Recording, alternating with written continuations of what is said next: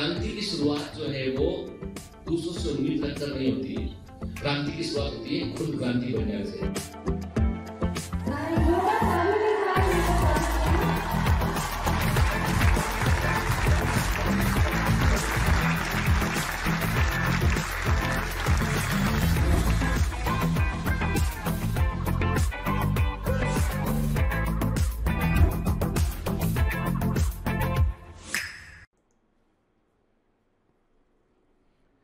Hello commandos, welcome to Biomentors classes online. I am doctor Jitendra Singh और बेटा हम पढ़ रहे हैं ह्यूमन फिजियोलॉजी। और ह्यूमन फिजियोलॉजी के जिस हिस्से में अभी हमें वो है लोकोमोशन एंड मूवमेंट, जिसमें ऑलरेडी हम मसल्स को कवर कर चुके हैं। हमने देखा मसल्स के टाइप के बारे में, देखा हमने मसल्स के स्ट्रक्चर की डिटेल को देखा, हमने क्या होता है मायोफिब्रिल, क्या होता है मसल फाइबर सेल, सार्कोलेमा क्या होता है, सार्कोप्लाज्मिक रेटिकुलम क्या होता है, एक एक स्ट्रक्चर हमने ध्यान से समझा। फिर हमने ये भी देखा कि मसल कॉन्ट्रैक्ट कैसे करती है, यानी एक्टोमायोसिन किस प्रकार से मस्कुलर कॉन्ट्रैक्शन में रोल प्ले करते हैं, सार्कोमियर क्या होता है, एच जोन क्या होता है, जेड लाइन क्या होते हैं, क्राउजेस मेम्ब्रेन किसे कहते हैं। तो बहुत सारी चीजों को हमने ऑलरेडी कवर किया। मैं एक बात क्लियर कर दूं बेटा आपको कि लोकोमोशन एंड मूवमेंट चैप्टर में जो है कुछ परफॉर्मेंस इनहांसमेंट शीट जो है अपलोड की गई है। That is very very important, तो एक बार उनको पढ़ लीजिएगा, क्योंकि इस चैप्टर को एनसीईआरटी में काफी कंसाइज फॉर्म में दे रखा है। तो हमने एनसीईआरटी पूरा कवर किया, between the lines of NCERT भी कवर किया है, लेकिन तब भी कुछ सजेस्टेड रीडिंग है, उसके लिए आपको परफॉर्मेंस इनहांसमेंट शीट को एक बार पढ़ लेना चाहिए। कम से कम मेरे कहने पर एक बार उनको पढ़ लीजिए आप, ठीक है। तो पिछली क्लास में क्या देखा था हमने, स्केलेटल सिस्टम के बारे में बात करते। तो ह्यूमन स्केलेटल में मैंने कहा था आपसे कि एक्सल स्केलेटल क्या होता है, अपेंडिकुलर स्केलेटल क्या होता है। एक्सल स्केलेटल में हमने स्कल के बारे में बात किया था, सर्वाइकल वर्टिब्री के बारे में, थोरेसिक वर्टिब्री के बारे में, मतलब पूरे वर्टिब्रल कॉलम को देखा हमने रिब केज को देखा। फिर हमने इसके बाद क्या देखा, हमने अपेंडिकुलर स्केलेटल में देखा, हमने लिम्स को देखा, अपर लिम लोअर लिम देखा, पेक्टोरल गिर्डल को देखा और पेल्विक गिर्डल को देखा, ठीक है।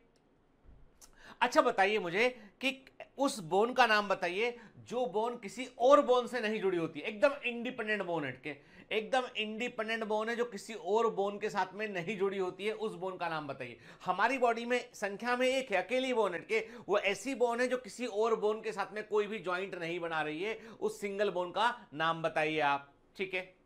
सूची में पड़ गए या सोच में पड़ गए, ठीक है। सोचो सोचो सोचो सोचो, आपको आंसर इसका मिल जाएगा, ठीक है। फिर हमारी बॉडी में सबसे बड़ी बोन्स के, सबसे बड़ी बोन क्या है, फीमर है, हम जानते हैं। स्मॉलेस्ट बोन क्या है, स्टेपीज के। चलिए बताइए किस बोन को हम जो है वो शिन बोन कहते हैं, किस बोन को हम जो है वो शिन बोन कहते हैं, किस बोन के लिए हम जो है वो शिन बोन वर्ड का यूज करते हैं। चलिए बताइए कि कहां पर जो है किस बोन के अंदर, किस बोन में हमको जो है वो ग्लिनॉइड कैविटी देखने मिलेगी, किस बोन में हमको ग्लिनॉइड कैविटी देखने मिलेगी हमें, ठीक है।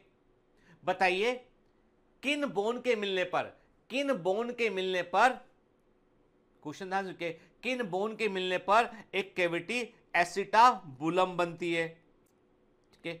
उन बोन्स का नाम बताइए जिनके मिलने पर एक कैविटी एसिटाबुलम बनती है, ठीक है ना। मतलब एसिटाबुलम कैविटी बनाने वाली 3 बोन के नाम बता रहा, नाम संख्या भी बोल दिया मैंने आपको इसका, ठीक है।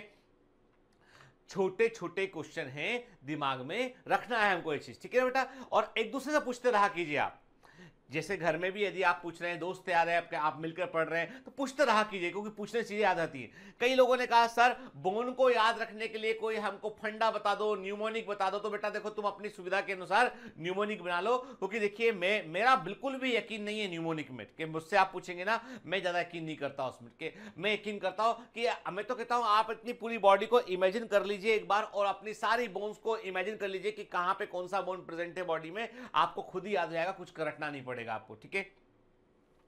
तो आगे बढ़ते हैं बेटा इसमें। अब कुछ सबसे बड़ी बात यह कि हम जिसमें, जैसे मैंने आपसे कहा बेटा कि जिसे हम देख रहे हैं इसमें कि हमें देखिए, अब हम जो एक काम करते हैं कि पहले मैं आपको एक क्वेश्चन दूंगा, एक दो क्वेश्चन दूंगा जिनके आप मुझे आंसर करके बताएंगे। तो आपके सामने जो है स्क्रीन पर एक इमेज है, फिगर 20.6 है एनसीईआरटी का, उसमें A B C D E को मैंने जो है वो मार्क किया हुआ है। इनको बताइए, आपके A B C D E जो है इनके बारे में बताइए कि ये नाम क्या है, इनकी लेवलिंग कीजिए, सही, बिल्कुल सही लेवलिंग करना है, स्क्रीनशॉट ले लीजिए, लेवलिंग करना है और मुझे आंसर लिख भेजना है, ठीक है।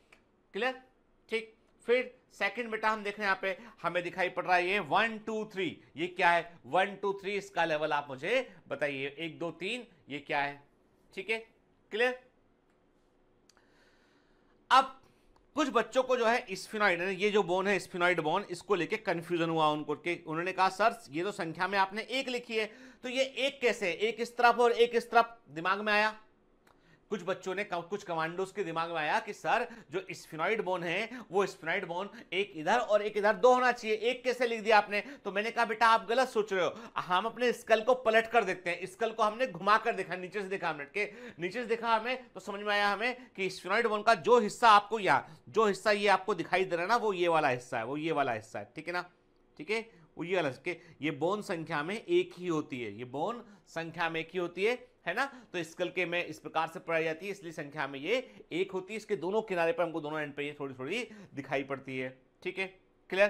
तो sphenoid bone is one of the 8 bone that make up the cranium, the superior aspect of the skull that encloses and protect the brain, ठीक है ना, क्लियर। तो ये वेस्ट शेप की होती है, इसलिए ये बोन जो है इसका एक हिस्सा हमको लेफ्ट साइड और एक राइट साइड दिखाई पड़ता है, और ऐसी ये पूरी बोन होती है, ठीक है ना, क्लियर। अब फेशियल बोन को देखा था हमने, याद है कोट के, हमने देखा था 14 फेशियल बोन होती है, ठीक है। तो वोमर है, मैंडिबल है, मैक्सिला है, जाइगोमेट्रिक है, पैलेटाइन है, इंफीरियर नजल कोंका है, लैक्राइमल है, नजल बोन, के ये भी हमने अच्छे से पिछली क्लास में देखा हुआ है, क्लियर, ठीक है। अब बताना है आपको बताना है कि ये कौन सी बोन है, के आइडेंटिफाई द गिवन बोन, के इसको आपको आइडेंटिफाई करना है, बतलाना है कि ये कौन सी बोन है, के पहचान के बताइए आप कि ये कौन सी बोन है, ठीक। इस बोन का नाम क्या है बताइए आप, क्लियर, ठीक है। फिर देखो अब आपने हम एनसीईआरटी का इमेज जो है वो फिगर 20.7 को देख रहे हैं, इसमें cervical vertebrae, thoracic vertebrae, lumbar vertebrae, intervertebral disc, sacrum और कॉक्सिक्स हमको दिखाई पड़ रहा है, लेवल ध्यान रखना है इसके, ठीक है। फिर क्लियर, फिगर 20.8 देख रहे हैं, रिब केज को, रिब केज को शो कर रहा है, स्टर्नम को शो कर रहा है, रिब्स को शो कर रहा है, ट्रू रिब कौन से होते हैं, फॉल्स रिब कौन से होते हैं, फ्लोटिंग रिब्स कौन से होते हैं, याद रखना है हमको, ठीक है, ब्रीफ रिवीजन कर रहे हैं हम। फिर अपर लिम्ब को देख रहे हैं, अपर लिम्ब में हम देख रहे हैं क्लेविकल देख रहे हैं, स्केपुला देख रहे हैं, क्लेविकल और स्केपुला के मिलने पर क्या बन रहा है बेटा, पेक्टोरल ग्रिडल बन रहा है। देन हम जो है अपर लिम्ब की बोन देख रहे हैं, ह्यूमरस देख रहे हैं, then radius and ulna, carpal, metacarpal and phalanges. के फेलेंजेस का फॉर्मूला याद है, फेलेंजेस का फॉर्मूला होता है 2 3 3 3 3। अरे क्या रटना है इसमें, ठीक है, दो बोन यहां पर है, 2 हो गया, 3 1, देखो ना 1 2 3 1 2 3, ठीक है, 1 2 3 1 2 3, ठीक है। तो फेलेंजेस का फॉर्मूला क्या होता है, 2 3 3 3 3। अंगूठे में 2 होती हैं, बाकी फिंगर्स में जो है वो 3 बोन होती है, क्लियर। फिर आप देख रहे हैं, आपको दिखाई पड़ रहा है ये जो है वो लोअर लिम्ब, तो आप इसमें पेल्विक ग्रिडल देख रहे हैं, तो इलियम, प्यूबिस और इशियम बोन के मिलने पर एक बड़ी कॉक्सल बोन बनती है। तो एक कॉक्सल बोन जो है वो 3 बोन के फ्यूज होने पर बनती है, इलियम, प्यूबिस एंड इशियम, ठीक है। और इसी से एसिटाबुलम कैविटी में इन तीनों बोन के मिलने पर एसिटाबुलम कैविटी बनी होती है, ठीक है। फिर आप क्या देख रहे हैं, आप फीमर देख रहे हैं, largest longest bone in the body. फिर आप देख रहे हैं पटेला देख रहे हैं, जो सेस्मॉइड बोन होती है, टेंडन के ऑसिफिकेशन से बनती है। देन टिबिया एंड फिबुला देख रहे हैं, tarsal, metatarsal and phalanges, clear. पैर लोअर लिम्ब में भी फेलेंजेस का फॉर्मूला 2 3 3 3 3 होता है, ठीक है, क्लियर। फिर आपको दिखाई पड़ रहा है, अब देखो बताओ, चलो आप बताएंगे मुझे, मैं नहीं आंसर करूंगा, अब ये आपको आंसर करना है, मैं कुछ लेवल कर रहा हूं, आप बताइएगा ये क्या चीज है, और मजा लीजिए यार पढ़ने करके, बेटा पढ़ने का मजा नहीं लोगे ना तो जो है वो आपको चीजें याद करने में दिक्कत होगा, ठीक है, ठीक है। और ये ABC मैंने लेवल किया, ठीक है, चलो एक का जब लेवल कर ही रहे तो एक लेवल और कर लेते हैं। D ये कौन सा बोन है, ठीक है, E ये कौन सा बोन है, ठीक है, डी और ई तो आप पहचान गए झट से। तो अब आपको बताना है ABCDE की लेवलिंग करना है। देखो बेटा थोड़ा सा एफर्ट करते, थोड़ा मेहनत करते, थोड़ा इन्वॉल्व होते चीजों में, तो हम कभी एग्जाम में गलती नहीं करेंगे, है ना। तो मैं हमेशा एक बात करता हूं, पूरे मन से पढ़िए, अच्छे से पढ़िए, ऐसे पढ़िए कि दोबारा जिंदगी में कभी वो चीज ना पढ़ना पड़े। एक बार पढ़ लिया, फोड़ दिया, मतलब के पढ़ना नहीं है, फोड़ना है, मतलब समझ गए। चलिए फिर कॉलर बोन देखें, clavicle, scapula, shoulder blade and sternum, rib cage दिखाई पड़ रहा है यहाँ पे, ठीक है। फिर ठीक है, देखिए यहाँ पे लोअर, आपको जो है हम ये दिख रहे हैं लोअर लिम्ब वाला हिस्सा देख रहे हैं, क्लियर, ठीक है। स्फेरॉइड बोन को लेके जो डाउट था वो मैंने आपको क्लियर कर दिया कि स्फेरॉइड बोन के मैं आपको अलग अलग एंगल से दिखा रहा हूं कैसा दिखाई पड़ता है आपको। तो स्फेरॉइड बोन को देखिए, तो जो आपको साइड से आप यानी यहां से देख के आपको लग रहा है कि एक इस तरफ होगा तो एक उस तरफ होगा, तो एक्चुअली ऐसा नहीं है, अंदर से गया हुआ है पूरा ये, ठीक है, ऐसा फैला वेज के समान पूरा फैला हुआ है, इसलिए हमको जो है वो एक संख्या में ये एक होता है, याद रखिएगा, ठीक है। फिर सबसे बड़ा फोरामेन जो दिखाई पड़ता है जिससे कि स्पाइनल कॉर्ड गुजरती है, ब्रेन का हिस्सा स्पाइनल कॉर्ड में कंटिन्यू करता है, वो फोरामेन मैग्नम होता है। कहां होता है बेटा? वो स्कल के बेस में होता है। तो there is an large opening at the base of the skull called the foramen magnum through which the spinal cord passes. Clear, ठीक है। फिर सर्वाइकल वर्टिब्री में फर्स्ट वर्टिब्री को हम क्या बोलते हैं? एटलस बोलते हैं। सेकंड वर्टिब्री को क्या बोलते हैं? हम एक्सेस बोलते हैं। तो सेकंड वर्टिब्री का नाम कई बार एग्जाम में पूछ लेते हैं, पता होना चाहिए। First vertebrae, first cervical vertebrae को एटलस कहते हैं और सेकंड सर्वाइकल वर्टिब्री को एक्सेस कहते हैं। इंटरेस्टिंग बात यह है कि जो है फर्स्ट और सेकंड सर्वाइकल वर्टिब्री एक के ऊपर एक है और दो डिफरेंट टाइप के मूवमेंट में ये रोल प्ले करती है। चलिए हम देखते हैं यहां बैठ के। मैंने कहा कि यदि आपसे कोई पूछता है क्या तुम गुलाब जामुन खाना चाहोगे, आपने कहा यस, ठीक है। तो जो यस मूवमेंट है, that yes motion is the on the first vertebrae के, ठीक। तो यस मूवमेंट में फर्स्ट वर्टिब्री के ऊपर मूवमेंट होता हुआ दिखाई पड़ता, ऑक्सीपिटल कॉन्डाइल होते हैं बैठ के, ठीक। जब हम सेकंड वर्टिब्री के जब हम नो मोशन करते हैं तो जब हम कहते हैं क्या आप करेले का जूस पीना चाहेंगे? नहीं, ठीक है। This movement is through the on the axis vertebrae के। तो सेकंड वर्टिब्री उसमें जो है वो उसके ऊपर वो नो मोशन जो होता है सेकंड वर्टिब्री के ऊपर एटलस वर्टिब्री मूव करती है, ठीक है ना, क्लियर। ऑक्सीपिटल फर्स्ट वर्टिब्री पर ऑक्सीपिटल कॉन्डाइल है, तो ये जो मूवमेंट है वो फर्स्ट वर्टिब्री से फैसिलिटेट हो रहा है और ये वाला मूवमेंट जो है वो सेकंड वर्टिब्री और फर्स्ट वर्टिब्री के बीच फैसिलिटेट हो रहा है, ठीक है ना, क्लियर है ना, मजेदार। चलिए फिर कर्व ऑफ द स्पाइन की बात करें हम, तो मैंने कहा था कि स्पाइन में जो है वो हमारी स्पाइन में कर्व होते हैं और ये इवोल्यूशन का बड़ा इंपॉर्टेंट फीचर था और हम दो पैरों पर खड़े हो पाए, ठीक है। तो मैंने क्या कहा आपसे कि जो सर्वाइकल और लंबर रीजन के जो कर्व होते हैं वो आगे की तरफ होते हैं, वो फॉरवर्ड कर्व के, जो सर्वाइकल और लंबर रीजन के जो कर्व होते हैं वो आगे की ओर झुके होते हैं, आगे की ओर। देखो ऐसे मतलब ये सर्वाइकल कर्व, ठीक है, और लंबर कर्व आगे की ओर झुका होता है, जबकि थोरेसिक और सैक्रल कर्व जो है वो बैकवर्ड होते हैं, पीछे। थोरेसिक और सैक्रल कर्व जो होते हैं वो कहां होते हैं? वो बैकवर्ड होते हैं, ठीक है, ऐसे होते हैं, है ना। तो ये मैंने कहा आपसे सर्वाइकल वर्टिब्री का कर्व है, ये थोरेसिक वर्टिब्री का कर्व है, ये जो है वो लंबर वर्टिब्री का कर्व है और ये सैक्रल वर्टिब्री का कर्व है। तो ऐसे जो है बैकवर्ड फॉरवर्ड कर्व हमको देखने मिलता है, देख सकते हो आप इमेज में आपको दिखाई पड़ रहा है, ठीक है। Even you can feel it कि ये जो हिस्सा हमारा गर्दन का ये हिस्सा आगे तरफ क्या हुआ, आगे तरफ झुका हुआ है, फिर ऐसे मुड़ गया है, फिर नीचे गया है, फिर पीछे आ गया है उठ के, यानी हम आप देखो गर्दन के पास में थोड़ा सा ऐसा है, फिर थोरेसिक के पास ऐसा है, ठीक है, फिर लंबर में ऐसा है, फिर सैक्रल में ऐसा है, ठीक है। हमारा वर्टिब्री इस प्रकार से कर्व होते हैं उसमें, ठीक है।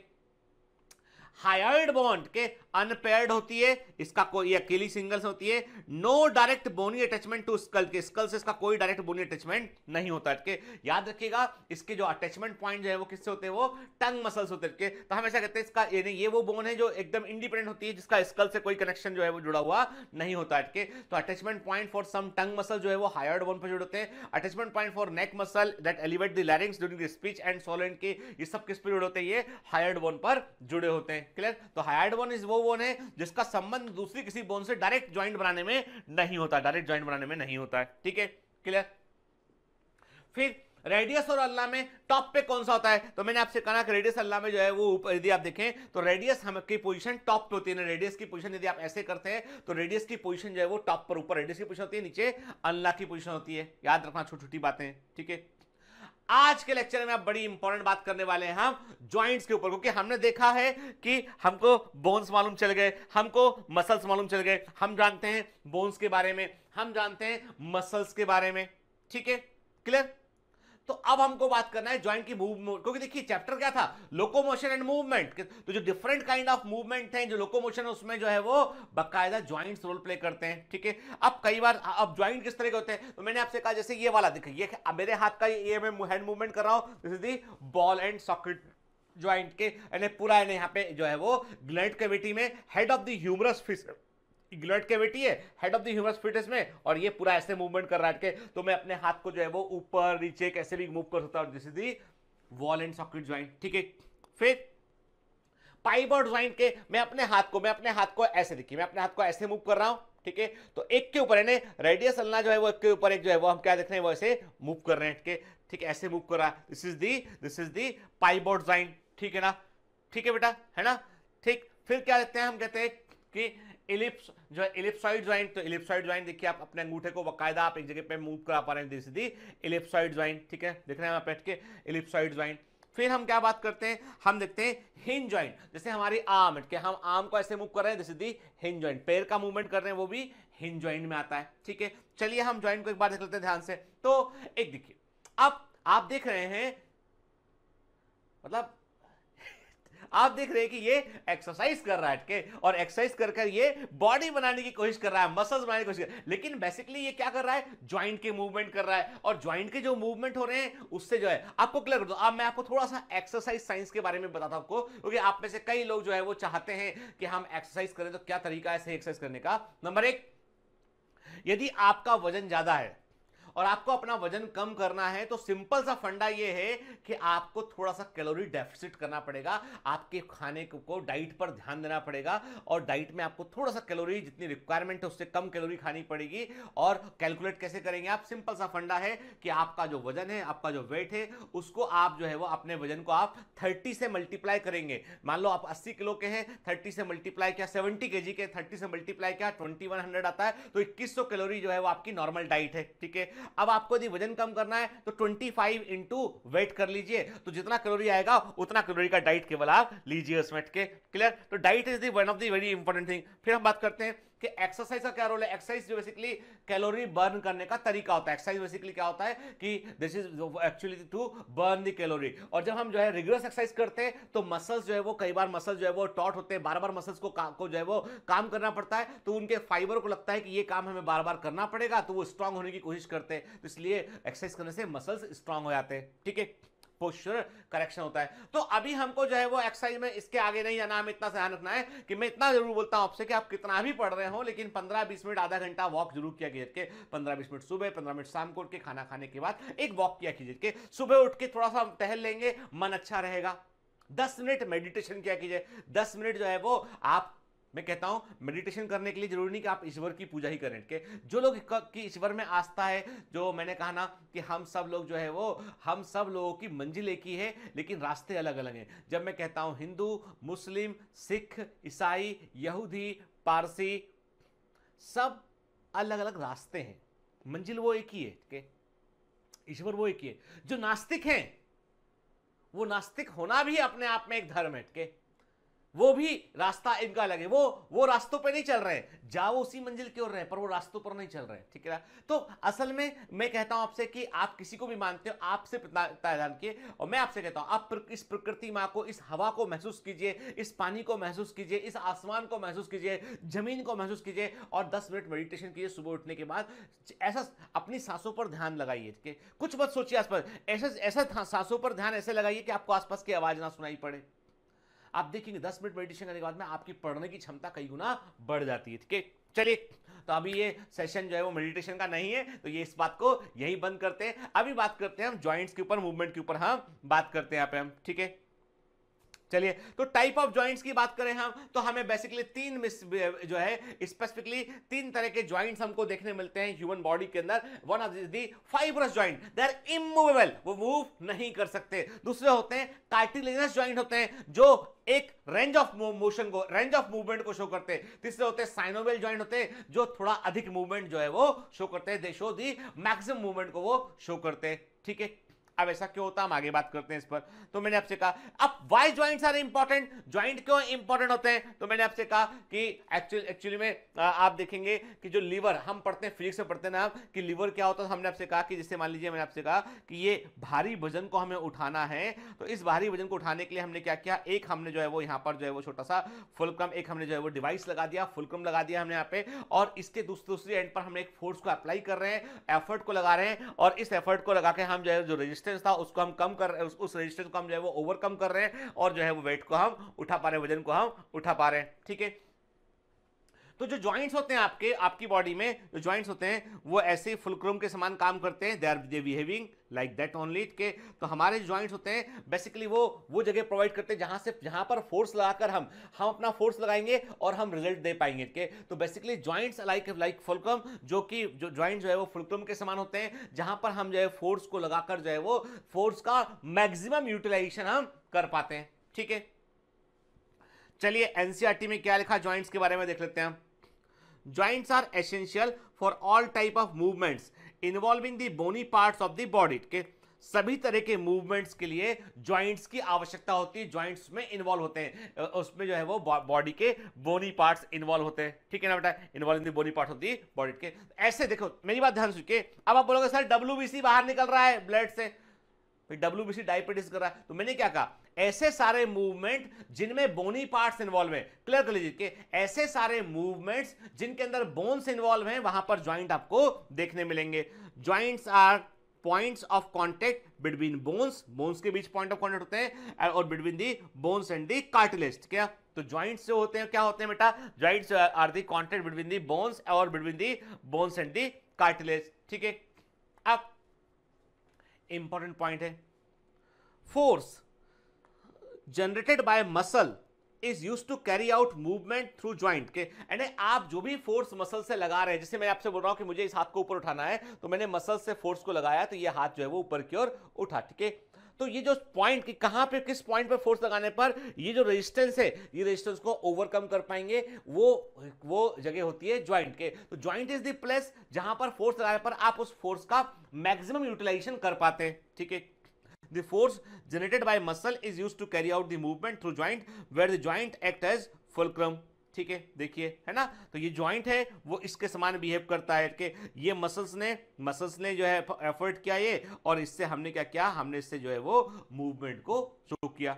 ठीक है, the movability of this joint very depending on different factors के। Joints have been classified into 3 major structure form. Fibrous joint होते हैं, कार्टिलेज ज्वाइंट होते हैं, साइनोवियल ज्वाइंट होते हैं। अब किस फैक्टर पे डिपेंड करती है कि ज्वाइंट कहां पर प्रेजेंट है। अब स्कल का ज्वाइंट है तो वो फिक्स टाइप का ज्वाइंट है। ठीक है, मतलब कुछ पार्ट ऐसे हैं जिनको आपको मूवमेंट की रिक्वायरमेंट नहीं है बीच के, तो वहां पर ज्वाइंट डिफरेंट टाइप के होंगे। कुछ पार्ट ऐसे जिनको रैपिडली बार बार मूवमेंट में इन्वॉल्व होना पड़ता है, वहां ज्वाइंट अलग तरह का होगा। कुछ पार्ट ऐसे होते हैं जिनको जो है कुछ रैंडम मूवमेंट में इन्वॉल्व होना पड़ता है, तो वहां पे ज्वाइंट अलग तरह का होगा। ठीक है, जैसे हम चल रहे हैं, हम हैंड्स को मूव कर रहे हैं, we need ball and socket joint.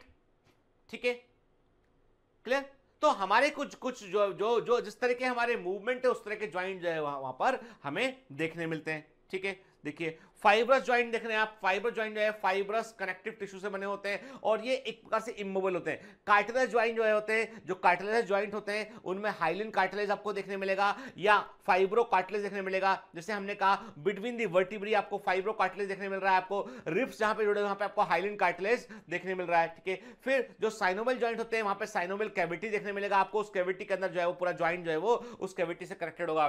Synovial fluid देखने मिलेगा आपको वहां पे। साइनोवियल ज्वाइंट होते हैं दे show the more range of movement. ठीक है, चलिए पहले बात करते हैं हम फाइब्रस ज्वाइंट की। Fibrous joint do not allow any movement, important point है। ठीक है, याद रखना, जनरली हमारे दिमाग में एक बात बैठी कि ज्वाइंट है तो मूवमेंट को अलाउ करेगा, परंतु फाइब्रस ज्वाइंट मूवमेंट को अलाउ नहीं करते हैं, they do not allow movement. ठीक है, this type of joint is shown by flat skull bones which fuse end to end with the help of dense fibrous connective tissue। important है, ठीक है, इन the form of sutures के। जैसे होता ना कपड़ा सिल लेते हैं हम लोग के, टाका लगाए थे ऐसे हम, तो जैसे सिल दिया हम, इन दो हिस्सों को हमने सिल दिया हो ना, उसको सूचर बोलते हैं हम, सूचर। आपने पता है आपको कभी कभी चोट लग जाती है, कट लग जाता है, तो डॉक्टर जब टाका लगाता है, टाका लगाने को क्या बोलते हैं हम, सूचर, सूचरिंग करना बोलते हैं, सूचर बोलते हैं के। तो जैसे सूचर से क्या क्या दो हिस्सों को हमने जोड़ दिया आपस में के, वैसे ही फाइब्रस ज्वाइंट जो होते हैं स्कल के अंदर वो सूचर्स के फॉर्म में होते हैं कि वो स्कल की पैराइटल बोन, ऑक्सीपिटल बोन, वो फ्रंटल बोन, इन सबको आपस में जोड़कर पूरा का पूरा क्रेनियम को बनाते हैं। तो आप देख सकते हैं इमेज में आपको साफ साफ दिखाई पड़ रहा है, आपको क्या फ्रंटल सूचर को देख रहे हैं आप, यहाँ पे आपके पैराइटल सूचर आपको दिखाई पड़ रहा है। तो ये सूचर जो होते हैं बेसिकली क्या होते हैं, ये डेंस फाइब्रस कनेक्टिव टिश्यू से बने होते हैं। मतलब ये है कि इस स्कल का ये फ्रंटल बोन का हिस्सा बात करें, पैरेटल बोन की बात करें, ये जो हिस्सा है ये इस सूचर के थ्रू ये जुड़ा हुआ है। तो ये यहां पर क्या प्रेजेंट है, यहां पर ये फाइब्रस कनेक्टिव टिश्यू प्रेजेंट है, इसने यहां पर इसको जोड़ा हुआ है। ठीक है ना, क्लियर क्लियर, ठीक है। अब देखिए आप सूचर देख रहे हैं यहाँ पे, तो सूचर का हमका एक हिस्सा हमने मैग्नीफाई करके देखा, हमने सूचर के हिस्से को हम मैग्नीफाई कर देख रहे हैं, तो हमें डेंस फाइब्रस कनेक्टिव टिश्यू दिखाई पड़ रहा है और सूचर लाइन दिखाई दे रही है। अब आप सोच रहे होगे सर ये शुरू से ह्यूमन स्कल जो है वो एक ही बोन में क्यों नहीं है, कई अलग अलग बोन के पीस क्यों लगे हुए उसमें फ्रंटल बोन है, पैरेटल बोन है, टेम्पोरल बोन है उसमें के, ये सब क्यों, ऐसा क्यों है इसमें? तो ऐसा इसलिए बेटा कि जब हमारा जन्म होता है हमारा सिर छोटा होता है, ठीक है, ब्रेन भी छोटा होता है साइज में, फिर हम धीमे धीमे हमारा साइज, सिर का साइज बढ़ने लगता है, ठीक है, फिर क्या होता है कि जो ग्रोथ होती है ना जितनी ब्रेन की, तो यदि आपका स्कल शुरू से फिक्स रहा, बिल्कुल एकदम मजबूत रहा है, एक सिंगल बोन में रहा, तो ब्रेन बढ़ ही नहीं पाएगा आगे। तो ब्रेन को बढ़ने के बाद इसलिए आप देखेंगे छोटे बच्चों को जो है वो आपको बीक तालू जो है यहाँ पे बीक दिखाई पड़ता है आपको, वो आपको यहाँ पे मूवमेंट भी, पल्सेटिंग मूवमेंट भी समझ में आता है, आपको हाथ लाएंगे तो पल्स समझ में आपको जाएगा, बिल्कुल छोटे बच्चों की बात कर रहा हूँ, उनके 6 महीने 3 महीने के बच्चों के, तो आप देखेंगे उनमें जो ब्रेन होता है वो पूरा डेवलप हो रहा होता है 2-2.5 साल तक। उसके बाद फिर जब जो है वो फिर एक उम्र के बाद फिर क्या होगा कि फिर जो है वो फाइनली सूचर एकदम से मजबूत रहेंगे, फिर वो आगे आकार नहीं बढ़ सकता है, ठीक है ना। तो आप देख रहे हैं इसमें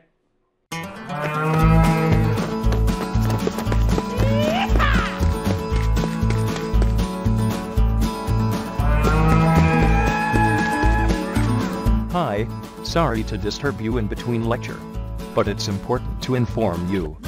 You should download BioMentors app from Google Play Store.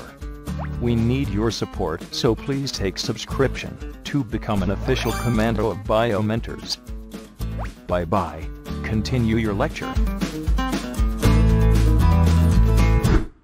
हमको ये दिखाई पड़ रहा है स्क्वामस सूचर दिखाई पड़ रहा है, ठीक है, लैम्बॉइड सूचर दिखाई पड़ रहा है हमको यहाँ पे, ठीक है ना, ठीक, डिफरेंट हम देख रहे हैं यहाँ पे आपको डिफरेंट कोरोनल सूचर दिखाई पड़ रहा है, आपको सजेटल सूचर दिखाई पड़ रहा है आपको, ठीक है, मेटोपिक सूचर दिखाई पड़ रहा है, लैम्बॉइडल सूचर दिखाई पड़ रहा है, देखिए तो डिफरेंट, ये सब क्या है, ये सब शो कर रहा है किसको, फाइब्रस ज्वाइंट को शो कर रहा है, क्लियर, ठीक है।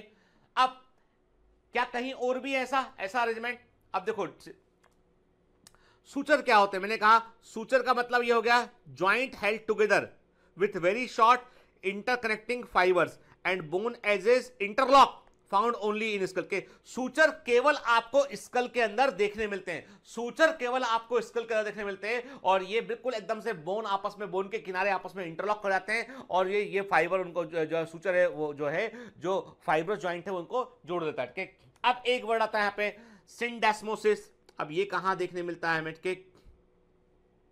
सिंडेस्मोसिस की बात करें, joint held together by A ligament, fibrous tissue can very in length but is longer than the suture के। तो आप देख रहे हैं कि आपको जो है सिंडेस्मोसिस कंडीशन कहां देखने मिली आपको, टिबिया और फिबुला के बीच में एक अटैचमेंट के, टिबिया और फिबुला के बीच में एक अटैचमेंट है, वो भी आप समझ लीजिए कि फाइब्रस ज्वाइंट के समान है, और ये फाइब्रस ज्वाइंट ही है जिसको सिंडेस्मोसिस कहते हैं। फिर गोमोफिस क्या होता है, जो है वो गोम्फोसिस क्या होता है, गोम्फोसिस का मतलब होता है पेग इन सॉकेट, जो हमारे दांत, जो हमारे टीथ जो है जॉ के अंदर है वो कैसे होते हैं, वो भी थोड़ी ना मूव करते हैं, वो भी तो फाइब्रस जॉइंट से फिक्स है आपस में, इनको तो हम भूल ही जाते हैं, जब हम पूरा स्केलेटल पढ़ते हैं तो हम दांतों के बारे में बात ही नहीं की हमने, के वो भी इंपॉर्टेंट होते हैं, ठीक है, ठीक ध्यान के। तो मैंने क्या कहा आपसे, सूचर फाइब्रस ज्वाइंट की बात करें तो सूचर ओनली जो है आपको स्कल की बोन में देखने मिलेंगे, आपको टिबिया और फिबुला के बीच में आपको जो है वो एक मामूली स्लाइड मूवमेंट होगा यहाँ पे, और वहां पर भी फाइब्रस टिश्यू आपको, फाइब्रस ज्वाइंट आपको देखने मिलेगा, और वो फाइब्रस ज्वाइंट को बोलते हैं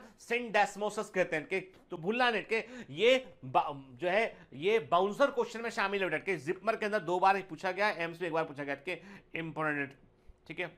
सिंडेस्मोसिस जो होता है it is the between tibia and fibula of the leg के, और इंट्राओसेस मेम्ब्रेन के रूप में होता है, मामूली पार्शियल मूवमेंट को अलाउ करता है, ठीक है। और इसके बाद हम बात करते हैं गोम्फोसिस की बात करते हैं, इमोबाइल जॉइंट के, दांत आपके जो टीथ आपके जो सॉकेट में फिट है वो क्या है, वो गोम्फोसिस को वो शो करते हैं, ठीक है ना, क्लियर। तो ये क्या हो गए, ये तीनों फाइब्रस जॉइंट हो गए, है ना बेटा, ठीक है। चलिए अब अगला आते हैं हम कार्टिलेजिनस ज्वाइंट की बात करते हैं, the bone involve are joint together with the help of the cartilage के। अब कार्टिलेज ज्वाइंट में क्या हो, देखो वहां पे हमने कहा था फाइब्रस ज्वाइंट, क्योंकि वहां पे फाइब्रस कनेक्टिव टिश्यू इन्वॉल्व था। यहां पर कार्टिलेज इन्वॉल्व, इसलिए क्या बोला इसको हमने, इसको बोला हमने कार्टिलेज ज्वाइंट बोला हमने के। कार्टिलेज ज्वाइंट में क्या होता है कि यहां पर कार्टिलेज का एक लेयर जो है पैड इन्वॉल्व होगा के, एंड बोन्स के बीच में जो है कार्टिलेज का जो एक जो है वो लेयर इन्वॉल्व होगा। जैसे हम देख रहे हैं यहाँ पे, देखिए आप क्या देख रहे हैं, आपको दिखाई पड़ रहा है जो है वर्टिकल कॉलम में दिखाई पड़ रहा है आपको, आप देख रहे हैं bend of the fibro cartilage bend, तो देख रहे हैं आपको फाइब्रो कार्टिलेज का बेंड दिखाई पड़ रहा है आपको। फाइब्रो कार्टिलेज आपको जो है प्यूबिक सिम्फाइसिस में भी दिखाई पड़ रहा है, ठीक है, देखिए यहाँ पे ना। तो ये क्या है, इन जॉइंट्स में क्या होता है, यहां पर आपको कार्टिलेज से के थ्रू जुड़े होते हैं। ये जो जॉइंट होते हैं यहां पर आपको जो है वो limited movement, very limited movement आपको जो है वो देखने मिलता है। The joint between adjacent vertebrae in the vertebral column is of this pattern and it permits limited movement के। तो हमारा वर्टिबल कॉलम जो है वो लिमिटेड मूवमेंट को शो करता है कि जैसे हम झुकते हैं, मूव करते हैं तो लिमिटेड मूवमेंट शो करता है। यदि उस लिमिट से ऊपर मूवमेंट करेंगे तो स्लिप डिस्क होने की समस्या होती है। इसलिए जो है कहते हैं ना कि भारी वजन उठाना हो तो पहले नीचे, घुटने के बाद नीचे बैठिए, फिर धीमे से उसको उठाइए, कि एकदम झुक के हमें कोई वजन को नहीं उठाना चाहिए, क्योंकि उससे जो है वो स्लिप डिस्क होने का खतरा बढ़ जाता है। ठीक है, तो अब देखिए, आपको एक किसी कमांडो ने मुझसे पूछा सर स्लिप डिस्क की प्रॉब्लम हो गई तो क्या इलाज है उसका। तो देखो भाई, स्लिप डिस्क की प्रॉब्लम है तो आपको ऑर्थोपेडिक सर्जन का ओपिनियन लेना पड़ेगा, किस तरह का डिस्क है, कितना प्रोलेप्स, कितना डिस्क जो है वो डिसलोकेट है वो देखना पड़ेगा, एमआरआई कराना पड़ेगा। एमआरआई कराने, सीटी स्कैन करने के बाद या एमआरआई करने के बाद मालूम चलेगा कि डिस्क कौन सा नंबर का डिस्क, कितना स्लिप है वो, और उसके बाद फिर डॉक्टर बताएगा कि सर्जरी करनी पड़ सकती है या नॉर्मल एक्सरसाइज से ठीक हो जाएगा, किस तरह के मूवमेंट से वो चीजें ठीक हो सकती है। ठीक है, तो ये बहुत बड़ा रेंज है इसके, इसमें समस्या जो है वो कॉम्प्लिकेशन का, इसलिए जो है इसको कोई एक निश्चित आंसर इसका मैं नहीं दे पाऊंगा। ठीक है, अभी इतना समझ गया कि कार्टिलेज ज्वाइंट में क्या होता है बेटा, बोन्स के बीच में कार्टिलेज का पैड आपको देखने मिलता है और ये लिमिटेड मूवमेंट को ये शो करता है। ठीक है, जैसे आप देख रहे हैं वर्टिबल बॉडी को देख रहे हैं आप और इंटरवर्टिबल डिस्क को देख रहे हैं हम, this is the basically cartilage, this is basically cartilage. जो इंटरवर्टिबल डिस्क जो है वो कार्टिलेज पैड है उसमें। ठीक है ना, क्लियर। तो कार्टिलेज जॉइंट में मैंने आपसे कहा, अब देखो इसमें भी आपने कहा कुछ थोड़े से हमको जो है वो अपना क्वेश्चन का रेंज को समझते हो, थोड़ा सा अपना स्पेक्ट्रम ब्रॉड रखना पड़ेगा। जैसे मैंने आपसे कहा कि यहां पर एक वर्ड आया यहाँ पे सिनांथ्रोसिस या हम बोलते हैं सिनकॉर्डोसिस के। यहां पर क्या होगा, ये बेसिकली क्या चीज है बेटा के, ये हम देखते हैं कि जब हम कहते हैं सिनांथ्रोसिस या सिनआर्थ्रोसिस कहते हैं तो यहां पर हाइलिन कार्टिलेज इन्वॉल्व होता है और ये इपीफाइजल प्लेट को बताता है। अब इपीफाइजल प्लेट का मतलब क्या होता है, आप बोलोगे सर ये इपीफाइजल प्लेट हमको समझ में नहीं आया। एक्चुअली बेटा क्या होता है, हमारी जो ग्रोथ होती है ना, जब हमारी लंबाई बढ़ती है, जब हमारी लेंथ बढ़ती है, जब हम छोटे होते हैं, बच्चे होते हैं, फिर एडल्ट होते हैं, जब हम जो है वो जब एडोलेसेंट में होता है तब सडनली एकदम से लंबाई बढ़ती है। तो लंबाई बढ़ती है क्योंकि इपीफाइजल प्लेट उस समय तक फ्यूज नहीं करती है। कि हमारी बॉडी में जो है ऐसा कहा जाता है, एक जनरल परसेप्शन है कि प्यूबर्टी अटेंड करने तक एपिफाइजल प्लेट जो है लगातार जो है वो एपिफाइजल प्लेट जो है ओपन रहती है। जितना लंबाई बढ़ना बढ़ चुका होता है उसके बाद फिर वो धीमे धीमे प्लेट क्लोज होने लगती है। तो उसके बाद फिर एक सडनली एकदम से बच्चों की लंबाई बढ़ती है। एक बार 18 साल के आप हो गए, 19 साल के आप हो गए, तो आपकी एपिफाइजल प्लेट जो है वो सील हो चुकी होती है, वो ज्वाइंट जो है वो अब वो नहीं बचता है, तो अब बोन आगे ग्रो नहीं कर पाती है। बोन की लंबाई नहीं बढ़ेगी तो आपकी लंबाई कैसे बढ़ जाएगी। ठीक है ना, तो इसलिए वो सारी वो कई सुना होगा आपने, कई ऐसे अखबार में ऐड आते हैं कि ये दवा खाने से आप अपनी लंबाई को 4 सेंटीमीटर तक बढ़ा सकते हैं। ये नुस्खा जो है अपनाइए, आपकी लंबाई 3 इंच बढ़ जाएगी। क्या आप कम ऊंचाई से परेशान हैं तो आपकी ऊंचाई हम बढ़ा देंगे 6 इंच के। आपको बता दूं वे सारे तरीके जो है वो गलत हैं। मेडिकली कोई भी तरीका प्रूवन नहीं है। वो एक काम करते हैं, वो ऐसे स्टेरॉइड और ऐसी दवाएं देते हैं जिससे कि आपके कार्टिलेज पेड जो होते हैं बॉडी के, उनमें स्वेलिंग आती है और स्वेलिंग आने से आपको लगता है कि 3 सेंटीमीटर हाइट बढ़ गई है। ठीक है, जबकि वो आपके कार्टिलेज, ये कार्टिलेज पेड है, स्वेलिंग आ गया आपके, तो वो आपका थोड़ा सा हाइट बढ़ा हुआ आपको समझ में आएगा। ठीक है, वो चीज ठीक नहीं है। ठीक है, तो और मैं क्लियर कर दूं कि एक बात बेटा याद रखना, ऊंचाई लंबाई कम हो ज्यादा हो, फिजिकली आदमी बहुत स्ट्रांग हो या वीक हो, ज्यादा फर्क इससे नहीं पड़ता है।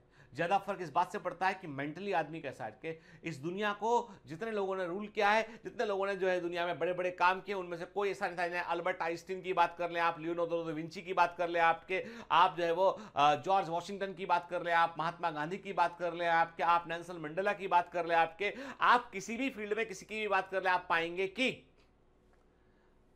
अधिकांश लोग एकदम नॉर्मल थे, ठीक है ना। वो हम बात करते हैं कि एकदम ऐसा हाइट, वो सब चीजें जो है वो कुछ एक पर्टिकुलर प्रोफेशन के लिए ठीक हो सकती है, लेकिन इन जनरल हमको कभी भी अपने शरीर की संरचना को लेकर हीन भावना नहीं रखनी चाहिए। हमको हमेशा एक बात सोचना चाहिए कि हम क्या दुनिया में इंपैक्ट छोड़ सकते हैं, अपना क्या कर सकते हैं, दैट इज इंपॉर्टेंट थिंग, ठीक है ना।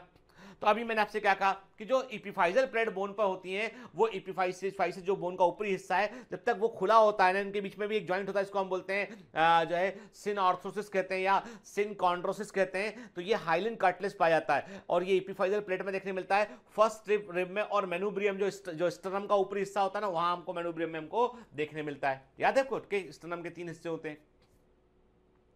फिर बात करते हैं बेटा सिम्फाइसिस, प्यूबिक सिम्फाइसिस की बात याद कीजिए, मैंने आपको पढ़ाया एम्फी ऑर्थोसिस भी कहते हैं, ये सब याद रखना टर्मिनोलॉजी के। प्यूबिक सिम्फाइसिस में हमने क्या देखा था, वहां भी हमने देखा था वहां पे हाइलिन कार्टिलेज प्रेजेंट है, जो जहां पे हाइलिन कार्टिलेज और फाइबस कार्टिलेज वहां पर प्रेजेंट है, जो कि वहां पे इसको जोड़ रहे होते हैं। प्यूबिक सिम्फाइसिस और जो है वो स्टर्नम में भी मेनुब्रियम में हमको ये देखने मिलता है, ये सिम्फाइसिस कहलाते हैं, ठीक है ना, क्लियर। फिर तो कुल मिलाकर हमको बात समझ में ये आई कि यदि हम रिब्स के लेवल में बात करें तो रिब में हमको जो कार्टिलेजनस जॉइंट देखने मिल रहे हैं, वहां पर कार्टिलेज कौन सा प्रेजेंट है, हाइलिन कार्टिलेज प्रेजेंट है, ठीक है। जो वर्टिब्री में देखने मिल रहा है, यहां पे फाइब्रो कार्टिलेज प्रेजेंट है, ठीक है। और जो प्यूबिस में देखने मिल रहा है, वहां पर भी मेनली वहां पर भी फाइब्रो कार्टिलेज प्रेजेंट है, ठीक है। तो रिब में हाइलिन कार्टिलेज प्रेजेंट है, जबकि वर्टिब्री में और प्यूबिस में फाइब्रो कार्टिलेज आपको देखने मिलता है, ठीक है, क्लियर। अब बात करते हैं हम साइनोवियल जॉइंट्स की बात करते हैं। Synovial joints are characterised by the presence of a fluid filled synovial cavity. मैंने कहा ना कि यहां पे फ्लूइड फिल्ड साइनोवियल कैविटी होगी, और फ्लूइड फिल्ड होने से क्या फायदा है कि मूवमेंट जो है वो फास्ट हो पाएंगे और मूवमेंट बगैर फ्रैक्शन के हो पाएंगे। देखो ये उन जॉइंट यानी साइनोवियल जॉइंट को वहां रखा गया जहां पर जो है मूवमेंट बड़े रैपिडली फास्ट मूवमेंट होते हैं इनके, जिससे कि वहां पर जो है वो फ्रिक्शन कम से कम उठ के। तो हमने क्या कहा, साइनोवियल जॉइंट जो होते हैं उनकी कैरेक्टरिस्टिक ये होती है कि वहां पर एक फ्लूइड फिल्ड के एक लिक्विड से भरी हुई, तरल से भरी हुई साइनोवियल कैविटी होती है between the articulating surface of the two bone के। दो बोन जहां पे जुड़ती हैं, जहां पे दो बोन अटैच होती है, जॉइंट बनाती है, वहां पर आपको एक साइनोवियल कैविटी देखने मिलेगी। इससे फ्रिक्शन कम होगा और मूवमेंट फास्ट आएंगे, clear. These joints helps in locomotion and many other movement के। अब देखो बेटा, इस साइनोवियल जॉइंट के कई टाइप होते हैं, जैसे ball and socket joint between humerus and pectoral girdle के। तो देखो ह्यूमरस और पेक्टोग्रिडल के, मैंने आपसे कहा ये वॉल एंड सॉकेट जॉइंट है ना बेटा, वॉल एंड सॉकेट जॉइंट बोलते हैं इसको, के सब दिशाओं में मूवमेंट ये कर सकता है। फिर हिंज जॉइंट, हमारा नी जॉइंट जो है वो हिंज जॉइंट है, हमारा नी जॉइंट क्या है वो हिंज जॉइंट है के। पाइवट जॉइंट जो होते हैं एटलस और एक्सेस के बीच में पाइवट जॉइंट है के, मैंने कहा ना नो, ठीक है, पाइवट जॉइंट, ठीक है, एटलस और एक्सेस के बीच में। फिर हम कहते हैं ग्लाइडिंग जॉइंट जो होते हैं वो कार्पस के बीच में होते हैं के, ग्लाइडिंग जॉइंट जो होते हैं वो कार्पस के बीच में, हमको ग्लाइडिंग जॉइंट है वो कार्पल के बीच में देखने मिलते हैं। सैडल जॉइंट जो होते हैं वो कहां होते हैं, वो आपके सैडल जॉइंट कहां होते हैं, कार्पल में, और मेटाथर्म के मेटाकार्पल के बीच आपको saddle joint this is the saddle joint के। सैडल जॉइंट क्या होता है, वो कार्पल और मेटाकार्पल ऑफ थंब के बीच में आपको देखने मिलता है के। वेरी एंड ये जो एनसीईआरटी में लिखा ना कौन सा जॉइंट कहां पर प्रेजेंट है, 99.99% क्वेश्चन यहीं से आएगा, कहीं और से नहीं आएगा, याद रखना के। ये मैच करने को आएगा उठ के, और आया भी है पिछला ईयर भी के, इसलिए एकदम अटेंटिव रही कि एनसीईआरटी में जो लिखा है कुछ मिस नहीं करना उठ के। तो बॉल एंड सॉकेट जॉइंट कहां देखा है, मैंने कहा ह्यूमरस और पेक्टोग्रिडल में, ह्यूमरस के बीच में के hinge joint, knee joint. Pivot joint जो होता है एटलस और एक्सेस के बीच में के, gliding joint between the carpus. Saddle joint जो होता है between the carpal and metacarpal of the thumb में हमको देखने मिलता है के। देखिए अब आप क्या देख रहे हैं, आप देख रहे हैं, आपको दिखाई पड़ रहा है बेटा कि जो वॉल एंड सॉकेट जॉइंट के, तो वॉल एंड सॉकेट जॉइंट यदि आप देखें तो अभी हम एनसीईआरटी में क्या देखा उसने, पेक्टोग्रिडल एंड ह्यूमरस के, लेकिन एक्चुअली में ये आपको कहां देखने मिलेगा, ये जो है आपको हिप बोन और फीमर के बीच में, एस्टेबुलम कैविटी में आपको जो है ना, जो आपका कॉक्सल बोन और हेड ऑफ द फीमर के बीच में भी आपको वॉल एंड सॉकेट जॉइंट देखने मिलेगा, जो कि एस्टेबुलम कैविटी के अंदर प्रेजेंट है, ठीक है, ठीक।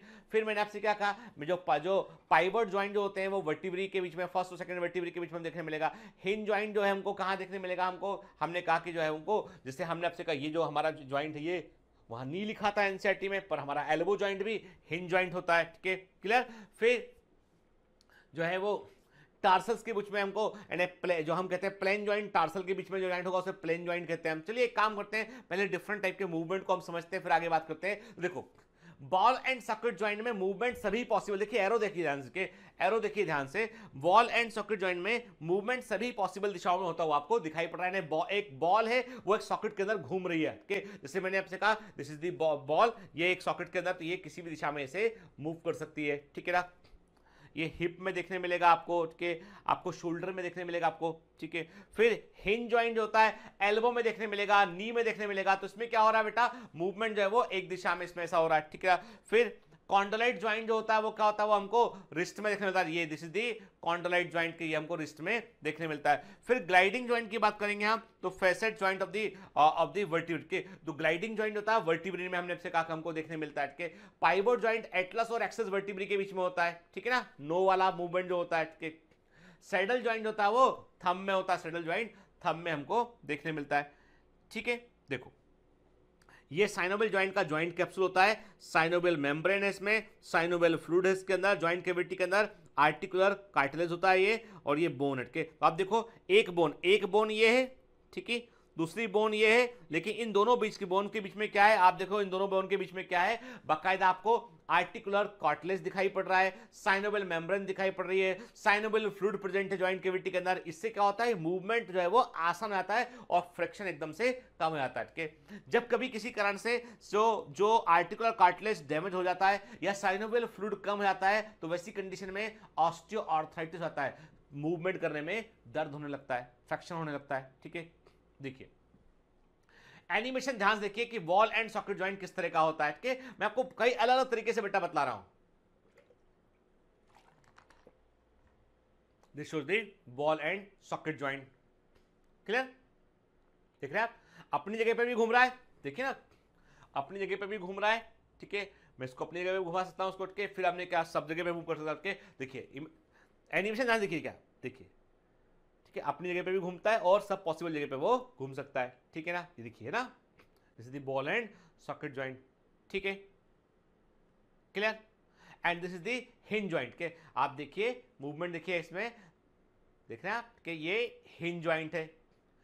अच्छा पहचान सकते हो कि ये आपका नी है कि एल्बो है, बिल्कुल सही आपने कहा, ये नी ज्वाइंट है, पटेला आपको साफ साफ दिखाई पड़ रहा है, ठीक है, ये नी ज्वाइंट है। तो आप नी मूवमेंट को देख रहे हैं, घुटने के मूवमेंट को देख रहे हैं यहाँ पे आप, तो ये हिंज ज्वाइंट है ना बेटा। दरवाजा खुलने और दरवाजा बंद होने के समान है, ठीक है, क्लियर। फिर ये पाइवोट ज्वाइंट, ठीक है ना, देख रहे हैं आप, ठीक है, पाइवोट ज्वाइंट है ना, ठीक है। देखिए आप, है ना, रेडियस एंड एनला, ठीक है। तो आप देख रहे हैं gliding joint, pivot joint, hinge joint, ball and socket joint, ठीक है, सैडल ज्वाइंट। तो ये सारे ज्वाइंट जो है वो हम अलग अलग जगह पर, ये सब साइनोवियल ज्वाइंट के ही टाइप होते हैं, ठीक है, क्लियर। अब बात करते हैं ऐसी कौन सी बीमारियां हैं जिनका संबंध जो है वो आपके स्केलेटल सिस्टम से है या नर्वस सिस्टम से के। तो हम बात करेंगे अभी disorder of muscular and skeletal system के ऊपर के। तो एक सबसे गंभीर बीमारी है, उसका नाम है मिस्थेनिया ग्रेविस के, माइस्थेनिया ग्रेविस। और ये एक प्रकार से आप समझ लीजिए कि ये एक ऑटो इम्यून डिजीज के, ये एक ऐसी बीमारी है जिसमें कि देखो नॉर्मली क्या होता है बेटा, नॉर्मली कोई भी मसल जो है वो कॉन्ट्रैक्ट क्यों करती है, क्योंकि नर्व इंपल्स को वो रिसीव करती है। और नर्व इंपल्स जो है वहां पे कैसे पहुंचता है, तो मैंने आपसे कहा था तंत्रिकाएं जो होती हैं, जो नर्व होती है वो एसिटाइलकोलाइन को रिसीव करती है, को जो रिलीज करती है। और एसिटाइलकोलाइन जो है वो सार्कोलेमा उसको जो है रिसेप्टर थ्रू पकड़ लेता है और फिर एक्शन पोटेंशियल को जनरेट करता है, ठीक है।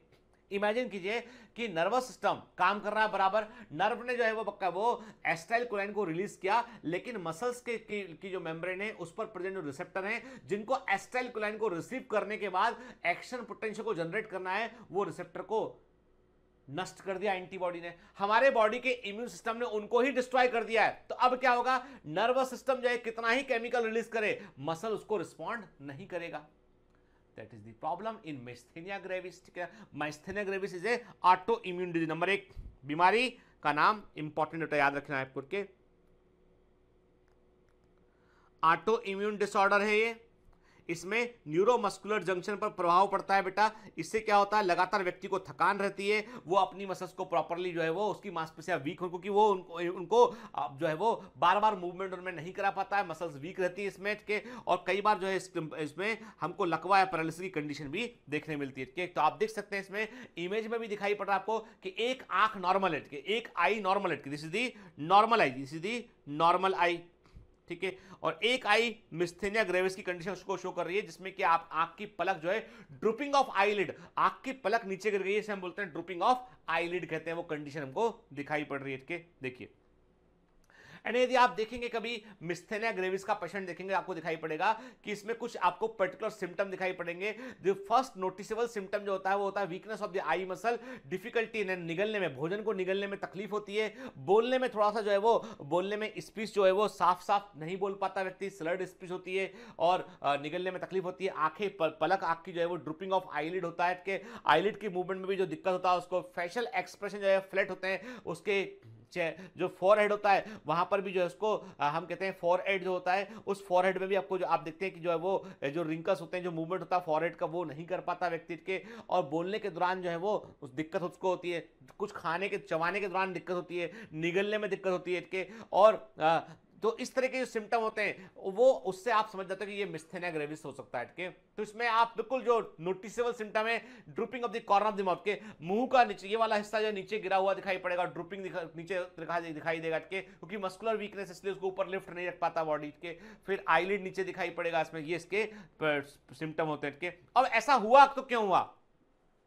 एक्चुअली मैंने आपको बताया है कि जो मिस्थेनिया ग्रेविस में क्या होता है कि न्यूरोमस्कुलर जंक्शंस पर जो एंटीबॉडीज होते हैं वो रिसेप्टर को ब्लॉक कर देते हैं, कि वो रिसेप्टर को ब्लॉक कर देते हैं, और वैसी कंडीशन में जो है वो जो एसिटाइलकोलाइन को मसल्स जो है प्रॉपर्ली उसको लेकर जो है वो एक्शन पोटेंशियल को जनरेट नहीं कर पाती है, तो ट्रांसमिशन ऑफ इंफॉर्मेशन रुक जाता है, जिसके चलते जो है मसल जो है वो अधिक जो है वो मूवमेंट अधिक कॉन्ट्रैक्शन को शो नहीं कर पाती है। कि अब क्या इसका कोई इलाज है? तो सिंपल सी बात है कि ऐसी कंडीशन में हम उन दवाओं का, उन मेडिसिन का इस्तेमाल करते हैं जो इन एंटीबॉडीज को हटा देती है बॉडी से। देयर आर मेडिसिन जिनके थ्रू हम जो है इन एंटीबॉडीज को हम जो है वो आर्टिफिशियली रिएक्ट करा के इनको हम ब्लड से कम करते हैं, बॉडी से कम करते हैं। कि इवन हमारे सुपरस्टार जो अमिताभ बच्चन है उनको भी मिस्थेनिया ग्रेविस का प्रॉब्लम है, and he is taking medication for that thing के, तो इसलिए उनका जो एक शोल्डर, ऐसा कहा जाता है उनका एक शोल्डर है, वो शोल्डर थोड़ा सा ड्रूप है नीचे के, एंड जो उनका स्टाइल है ना बात करने का ऐसा के, तो एक्चुअली वो शोल्डर ड्रूप है उनका, और वो जो कोट जब उनका जो कोट बनता है या उनका सूट बनता है, तो उस सूट में एक्स्ट्रा पैडिंग लगानी पड़ती है, क्योंकि एक शोल्डर थोड़ा सा ड्रॉप है ड्यू टू मिस्थेनिया ग्रेविस के। और आप देखिए कि इतनी बड़ी समस्या से पीड़ित होने के बावजूद ही इज सुपरस्टार, अभी भी केबीसी आता, देखिए आप क्या पर्सनालिटी उनका। तो एक्चुअली में सफलता जो है ना वो किसी चीज का मुंह नहीं देखती, वो तो आदमी में जुनून होता है तो वो कुछ भी कर गुजरता है। तो आप देख रहे हैं कि नॉर्मल मसल कॉन्ट्रैक्शन में क्या हो रहा है, बकायदा एसिटाइलकोलाइन रिसेप्टर उसको एसिटाइलकोलाइन को रिसीव कर रहे हैं और इंफॉर्मेशन प्रोसीड कर रही है। आप देखिए बराबर सिग्नल नीचे पहुंच रहे हैं, लेकिन जब मिस्थेनिया ग्रेविस में क्या होता है, सिग्नल की इंटेंसिटी कम हो जाती है, तो मस्कुलर वीकनेस फील होती है। ठीक है, फिर आते हैं मसल डिस्ट्रॉफी की बात करते हैं। मस्कुलर डिस्ट्रॉफी जो होता है ये बेसिकली एक जेनेटिक डिसऑर्डर होता है कि मस्कुलर डिस्ट्रॉफी बेसिकली एक जेनेटिक डिसऑर्डर होता है कि, और इसमें क्या होता है कि जो स्केलेटल मसल होती है वो धीमे धीमे जो है वो उनका डीजनरेशन होता है, वो डिस्ट्रॉय होने लगती है कि एक उम्र के बाद, और ये पता तो ये एकदम से ये जनरली आपको एडोलेसेंट में देखने मिलता है। बचपन में सब कुछ ठीक होगा, अरे बच्चा एकदम ठीक होगा, लेकिन जैसे 13-14 साल का होना शुरू होगा, उठ के 8-10 साल का होना शुरू होगा, तो कुछ लक्षण दिखाई पड़ेंगे। वो लक्षण क्या होते हैं कि वो जो छोटा बच्चा होगा ना, जब वो जब नीचे बैठ के खेल रहा होगा और उठेगा, मैं आपको बता रहा हूं अवेयरनेस के लिए, कि छोटा बच्चा जब खेल के उठेगा ना तो वो अपने दोनों घुटने पे हाथ लगाएगा वो, और एकदम ताकत लगा के फिर वो उठेगा।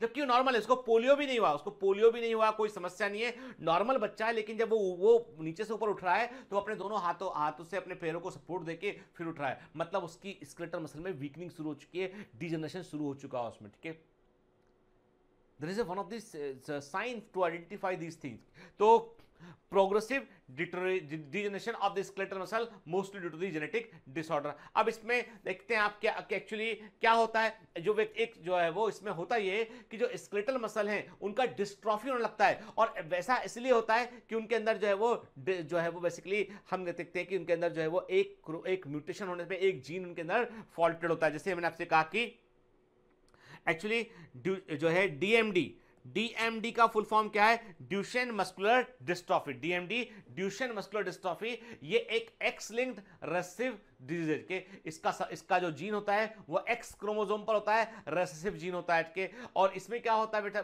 बेटा इसमें जो फिजिकल इफेक्ट होता है इसके एंड मस्कुलर डिस्ट्रॉफी, ये जीन जो है वो डिफेक्टेड जीन होता है, और इसके चलते क्या होता है कि मस्कुलर वीकनेस होने लगती है, मसल का डीजनरेशन होने लगता है, मसल वीकनेस होगा। इसमें बच्चों के मोटर रिस्पॉन्स जो है वो डिलेड हो जाएंगे, मतलब कोई भी मूवमेंट वो स्लो करेगा बच्चा, और जो है थोड़े समय में जैसे वो 12-13 साल का होगा तो उसको जो है वो उठने में चलने में दिक्कत होने लगेगी और व्हील चेयर पर डिपेंडेंट हो जाएगा उठ के।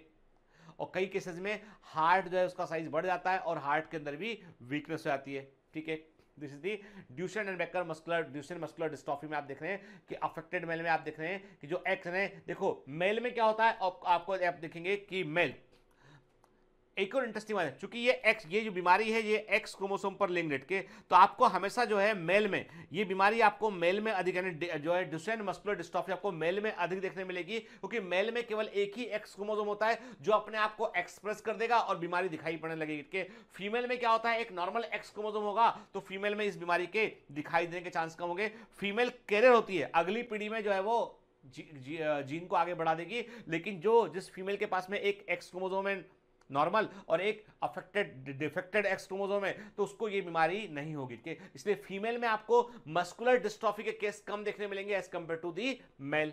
ठीक है, देखिए ये होता है गोवर साइन के, बच्चा खेल रहा है, खेल के जब उठ रहा है तो उठने के दौरान उसकी पोजीशन देखिए आपके कैसे वो उठ रहा है एंड उठने के दौरान वो बाकायदा अपनी बॉडी को सपोर्ट देने की कोशिश है, using hand to push the leg to stand, अपने पैरों को खड़ा होने के लिए अपने पैरों को पुश करके हाथ सपोर्ट के ऊपर उठ रहा है कि एकदम हेल्दी बच्चा था के, मतलब ये है कि मसल्स की वीकनेस उसमें होने लगी है। ठीक है, देन हम बात करते हैं टिटेनी की बात करते हैं। टिटेनी का मतलब होता है जब कैल्शियम आयन, जब हमारे बॉडी में कैल्शियम आयन का लेवल एकदम लो हो जाता है कि जनरली बॉडी काफी समय तक जो है कैल्शियम आयन का लेवल जो है मेंटेन रख सकती है, क्योंकि हमारे पास बोन होती है, बोन से कैल्शियम निकल जाता है, लेकिन कभी पैराथार्मोन की कोई प्रॉब्लम होती है, पैराथायराइड ग्लैंड की कोई समस्या होती है, वैसे में बॉडी फिर कैल्शियम की मेटाबॉलिज्म को ठीक से बैलेंस नहीं कर पाती है, तब कई बार टिटेनी हमको साइन देखने मिलता है कि rapid spasm, wild contraction in muscles due to low calcium ion in the body fluid के वेरी के बॉडी के अंदर कैल्शियम आयन का लेवल इतना कम रहता है कि मसल्स के वाइल्ड कॉन्ट्रैक्शन होने लगते हैं, इसमें के रैपिड स्पाज्म होने लगता है के। और एक सबसे बड़ा इसका जो होता है सिम्टम होता है कार्पोपेडल स्पाज्म के, ऐसा हाथ ओके रहते हैं हाथ, आप देखें गांवों में कई लोग आपको मिलेंगे ऐसे कि जिनका हाथ ऐसा होकर रह गया कि कुछ नहीं है, उनको कैल्शियम आयन की कमी है, कैल्शियम उनको कम है बॉडी में और उसके कारण टिटेनी की कंडीशन बन गई। कभी देखा आप गुरगनट के कई तो ऐसा जो है वो उनका हाथ ऐसा हो जाता है, जिसे दिखाता हूं के, this is the symbol typical sign of the tetany का टिपिकल साइन एंड सिम्टम है। ठीक, देखिए टिटेनी में calcium imbalance disease that causes extended period of spasm in the arms and leg muscle के, याद रखना इसको टिटेनस से कंफ्यूज मत करना। टिटेनस बैक्टर, टिटेनस जो है वो क्लॉस्ट्रिडियम टिटेनिक्स के कारण होने वाला जो इन्फेक्शन है, जो कि एक बैक्टीरियल बीमारी होती है जिसमें जान भी जा सकती है। टिटेनी जो होता है उसमें जो है वो एकदम से लाइफ थ्रेटनिंग कंडीशन नहीं होती है, लेकिन आप देखिए कि इस प्रकार से मसल स्पाज्म होकर रह गया, वाइल्ड कॉन्ट्रैक्शन होता है इस तरीके के, वो अपने हाथ को खोल नहीं पाएगी उसके, तो लंबा इसका ट्रीटमेंट देना पड़ता है, कैल्शियम सप्लीमेंट देने पड़ते हैं, इंजेक्शन लगाने पड़ते हैं, तब जाके पेशेंट को हम ठीक कर पाते हैं। ठीक है, फिर देखिए आप, तो ये कई बार एक चीज होती है, कई बार आपने देखा हो, कई बार आप जब वॉक करते हैं, दौड़ते हैं आप, तो कई बार क्या होता है, कई बार एकदम से जो है वो मस्कुलर स्प्रेन आता है, खिंचाव हो जाता है। तो कई बार ऐसा भी होता है कि जो ऐसी कंडीशन में जब कैल्शियम आयन बॉडी में कम होता है ना, तो कई बार आपके मूवमेंट के दौरान एक प्रकार से खिंचाव या स्प्रेन की भी अधिक होने लगता है। ठीक है ना, क्लियर। फिर टिटनेस और टिटनी दोनों अलग अलग होते हैं कि याद रखिए, टिटनेस जो होता है वो एक प्रकार से एक बैक्टीरियल, टिटनेस जो है वो बैक्टीरियल इन्फेक्शन है जो क्लॉस्ट्रिडियम टिटेनिस होता है। क्लॉस्ट्रिडियम टिटेनी आपको नॉर्मली सॉइल के अंदर, मिट्टी के अंदर हमको उसके स्पोर देखने मिलते हैं के, और इसको हिंदी में धनुर्वात कहते हैं, और बो डिजीज हम कहते हैं इसको, टिटनेस को हम जो है वो बो डिजीज भी कहते हैं इसको हम। व्यक्ति जब मरता है ना इसमें, तो जो मस्कुलर कॉन्ट्रैक्शन होता है ना व्यक्ति का, तो वो इस प्रकार होता है कि वो धनुष के समान हो जाता है उलट के। देखिए आप, ये 1809 में एक पोर्ट्रेट है जो सर चार्ल्स बेल जो डॉक्टर थे, उन्होंने इसको तैयार किया। उन्होंने देखा कि एक सोल्जर था, उसको टिटेनस का इन्फेक्शन हो गया था, तो उसकी जब डेथ हुई तो उसकी बॉडी ऐसे हुई के, और ऐसे उन्होंने कई तरह के कई पेशेंट देखा, तो इसलिए इसको धनुर्वात कहा गया, टिटेनस कहा गया इसको, ठीक है, बीमारी को। अब आते हैं आर्थराइटिस पे आते हैं। आर्थराइटिस का होता है, आइटिस वर्ड का मतलब, जहां भी आइटिस वर्ड आया मतलब क्या होता है, इन्फ्लेमेशन। आर्थ्रस का मतलब, आर्थ्रस वर्ड का मतलब क्या होता है, ज्वाइंट के, तो ज्वाइंट में इन्फ्लेमेशन है, आर्थराइटिस बोलते हैं। जब जो है हम कहते हैं ऑस्टियोआर्थराइटिस में क्या होता है, ऑस्टियोआर्थराइटिस में होता है ये कि जो कार्टिलेज, जो साइनोवियल जॉइंट होते हैं, जो साइनोवियल जॉइंट होते हैं उनमें जो कार्टिलेज का पेड होता है, वो कार्टिलेज का पेड थिन हो जाता है, साइनोवियल फ्लूइड कम हो जाता है यहाँ पे, और बोन्स आपस में रगड़ने लगते हैं, बोन्स आपस में रगड़ने लगते हैं, और इसके चलते बोन्स के किनारे जो है वो डैमेज होने लगते हैं, और उससे दर्द होता है, मूवमेंट करने में दिक्कत होती है। It is the osteoarthritis, bone and रब टुगेदर के। जबकि रूमेटिक आर्थराइटिस में क्या होता है, रूमेटिक आर्थराइटिस में जो है वो बेसिकली एक ऑटो इम्यून कंडीशन होती है। इसमें साइनोवियल मेम्ब्रेन जो होती है उसमें स्वेलिंग आती है, उसमें इन्फ्लेमेशन हो जाता है, और बोन का इरोजन होने लगता है, और ये ऑटो इम्यून कंडीशन के कारण होता है, तो इसे रूमेटिक आर्थराइटिस कहते हैं इसको, ठीक है, क्लियर। देखिए, नॉर्मल नी जॉइंट को देखेंगे आप और आर्थराइटिस वाले नी जॉइंट देखेंगे, तो आर्थराइटिस में क्या हुआ कि जो कार्टिलेज का पेट था वो एकदम से जो है वो देखिए आप नैरो हो गया है वो, और बोन्स आपस में रगड़ाने लगी हैं, और बोन्स के आपस में रगड़ होने के कारण क्या हो रहा है कि जो है वो किनारे बोन्स के डैमेज हो रहे हैं, इन्फ्लेमेशन बढ़ गया यहाँ पे, और ये हो गया ऑस्टियोआर्थराइटिस कंडीशन हो गया है, ठीक है ना, क्लियर। देखिए आप, है ना, तो ये this shows the osteoarthritis condition. जब ज्यादा डैमेज आता है तो कई बार घुटनों को बदलना पड़ता है, ऑपरेशन करके जो है वो नी रिप्लेसमेंट सर्जरी करनी पड़ती है, ठीक है। अब आते हैं नेक्स्ट, ऑस्टियोपोरोसिस की बात करते हैं। वेरी वेरी आईएमपी, एग्जाम में आएगा ये, मैं कह रहा हूं आपसे, ठीक है।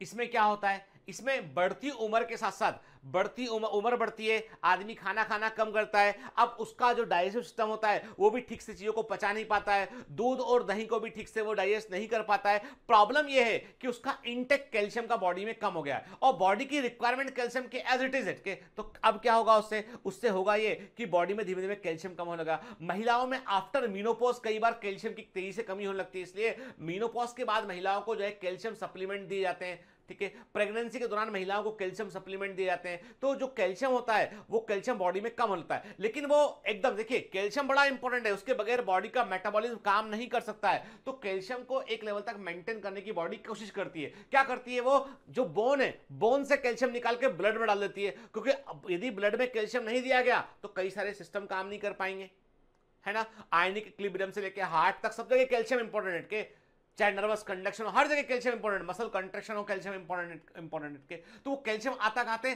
बोन से निकल जाता है। अब बोन से कैल्शियम निकलेगा तो बोन के अंदर का भंडार कैल्शियम का कम होने लगेगा, और बोन बना किससे, बोन बना है कैल्शियम से, तो बोन कमजोर होने लगेगा, उसकी डेंसिटी कम होने लगेगी, तो फ्रैक्चर की संभावनाएं बढ़ जाएंगी, ठीक है ना।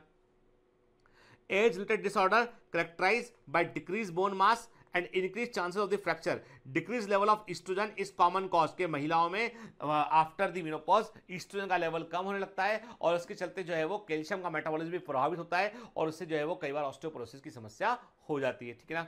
देखिए आप, नॉर्मल बोन, देखिए दिस इज द नॉर्मल, ये हम देख रहे हैं, मैंने कहा दिस इज द नॉर्मल, ठीक है, ये मैंने कहा ये है गया, अरे दिखाई नहीं पड़ रहा है, नॉर्मल हो गया, ये नॉर्मल कंडीशन बॉन्ड डेंसिटी के, ये नॉर्मल बॉन्ड डेंसिटी दिखाई पड़ रही है हमको, ठीक है ना, ठीक है। फिर धीमे धीमे क्या हुआ, इसका कैल्शियम निकला, तो आप देखेंगे कि ऑस्टियोपोरोसिस में हमको ऐसा दिखाई पड़ने लगा के, और इस ऑस्टियोपोरोसिस के ठीक पहले की जो कंडीशन होती है उसको बोलते हैं ऑस्टियोपीनिया, ठीक है। ऑस्टियोपीनिया में बोन की डेंसिटी कम होती है पर ऑस्टियोपोरोसिस तक नहीं पहुंचा, धीमे धीमे डेंसिटी कम हो रही होती है, ठीक है, क्लियर। तो फाइनली क्या होता है कि बोन एकदम से हल्का हो जाता है, डेंसिटी कम आती है, फिर आसानी से वो फ्रैक्चर हो जाता है। देखिए normal bone matrix and the osteoporosis का बोन मैट्रिक्स कितना फर्क है, डेंसिटी काफी हद तक कम हो चुकी है, क्लियर, ठीक।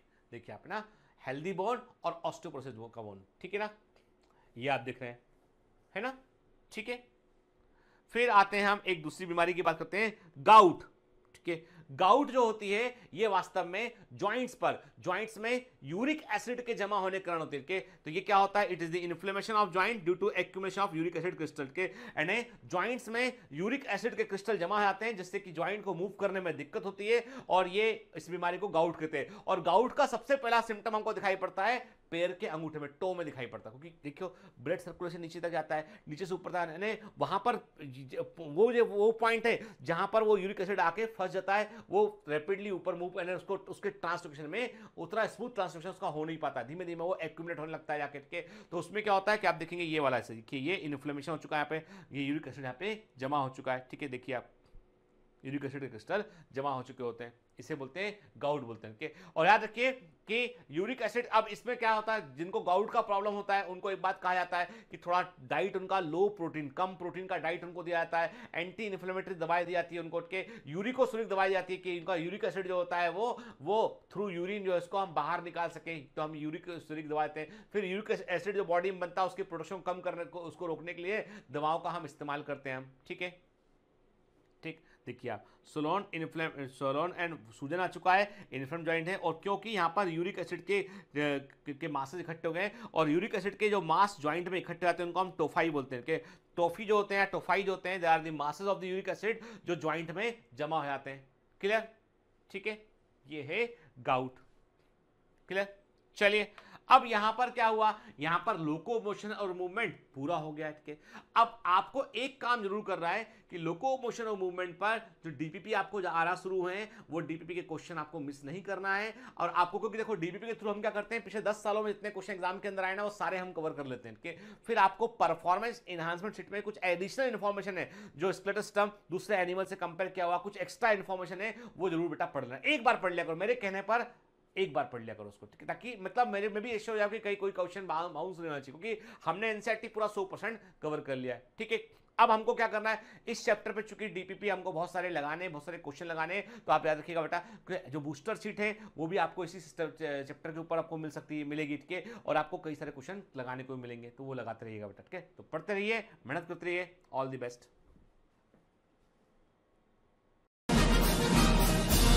Hi. To become an official commando of Biomentors, join us at www.biomentors.online. Here you can solve daily practice papers, an online test. You can download performance enhancement sheets. You can track your progress. You can interact with other fellow commandos. Join us and prepare yourself. It's a commando training for your success. Download Biomentors online app from Google Play Store.